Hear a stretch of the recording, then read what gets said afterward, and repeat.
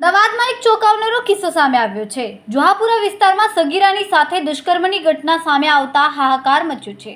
Social મીડિયાની મિત્રતા પછી એક યુવકે સગીરાને બ્લેકમેલ કરીને શારીરિક શોષણ કર્યું હોવાનો મામલો બહાર આવ્યો। ઉલ્લેખનીય છે કે સ્નેપચેટ પર યુવક અને સગીરાની મિત્રતા થઈ હતી। આ મિત્રતાને આધારે યુવકે સગીરાના અશ્લીલ ફોટા મેળવી લીધા। ત્યારબાદ ફોટા વાયરલ કરવાની ધમકી આપીને યુવકે સગીરાને બ્લેકમેલ કરીને દુષ્કર્મ કર્યો, જેના કારણે સગીરા સતત ડિપ્રેશનમાં રહેતા તેના પરિવારજનોને શંકા ગઈ। પરિવારે પૂછપરછ કરતા આખો મામલો ખુલ્લો પડી ગયો। આખરે આ અંગે વેજલપુર પોલીસ સ્ટેશનમાં ફરિયાદ નોંધાવતા પોલીસે તાત્કાલિક કાર્યવાહી હાથ ધરી, જેમાં તપાસ દરમિયાન સુરેન્દ્રનગર જિલ્લાના દશાડા તાલુકાના રહેવાસી મઢેર પઢિયાર નામના આરોપીને પોલીસે ઝડપી પાડ્યો। હાલ પોલીસે આરોપી સામે પોક્સો એક્ટ હેઠળ દુષ્કર્મનો ગુનો નોંધીને તપાસ હાથ ધરી।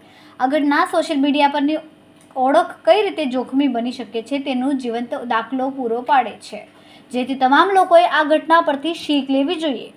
બીજી તરફ વેજલપુર પોલીસે સગીરાને ન્યાય મળે તેની દિશામાં કાર્યવાહી શરૂ કરી છે। ફરિયાદ દાખલ કરી છે વેજલપુરમાં। શું આખો મામલો હતો, ફરી ધરપકડ કરી છે?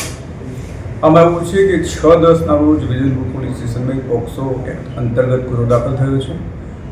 જે ફરિયાદી છે એ રોયલ અકબર ટાવર પાસે રહે છે અને એની દીકરી જે 16 વર્ષની છે એની સાથે જે આરોપી છે એણે સ્નેપચેટથી સંપર્કમાં આવેલો હતો।